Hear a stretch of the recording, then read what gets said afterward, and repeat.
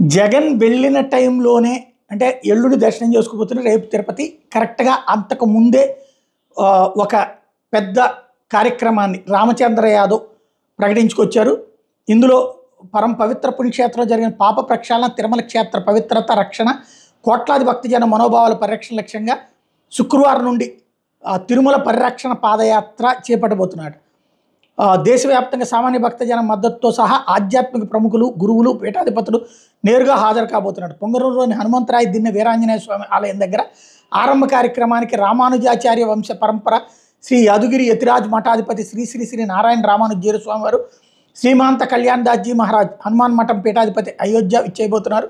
శ్రీపీఠం వ్యవస్థాపకులు, ప్రముఖ ఆధ్యాత్మిక గురువులు పరిపూర్ణానంద స్వామి, త్రిశక్తి మంత్రాశ్రమ సిద్ధయోగులు, శాక్తేయ సంప్రదాయ సదాచార సంపన్నులు శ్రీ శ్రీ శ్రీ అడిదండి శక్తిశ్రీ భగవత్ మహారాజ్ స్వామి, శ్రీకృష్ణం యాదవానంద స్వామీజీ యాదవ్ గురుపీఠం కర్ణాటక కూడా విచ్చేస్తున్నారు.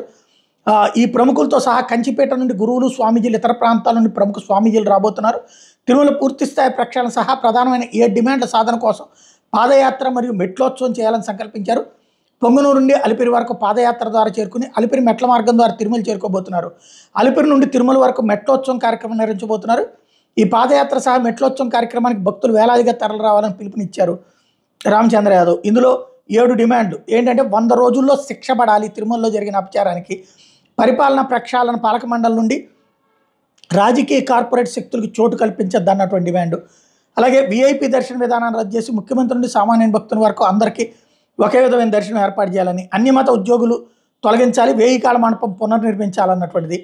అలాగే మద్య మాంసం దుకాణాలు తిరుపతిలోని గోవిందరాజస్వామి, కపిల తీర్థ, తిరుచానూరు, అలివేలు మంగాపురం ఆలయాలకు కనీసం 2 కిలోమీటర్ల పరిధిలో మాంసం మద్యం దుకాణాలు నిషేధించాలని, అలాగే తిరుమల ఆదాయ వ్యయాల మీద ప్రతి 3 నెలలకు ఒకసారి ఆడిట్ నిర్వహించి నివేదికలు ప్రజలకు అందుబాటులో ఉంచేందుకు పబ్లిక్ ఆడిట్ పెట్టాలని, అలాగే తిరుమలలోనే గోశాల ఏర్పాటు చేస్తే తద్వారా సొంతంగా డైరీ నిర్వహించి ఆ నెయ్యిని మాత్రమే స్వామివారి ప్రసాదాలు వినియోగించాలన్నటువంటి 7 డిమాండ్. చాలా మంచిది. ఇది ఒక రకంగా భగవంతుడు కోరుకున్నటువంటిది ఇదేనేమో.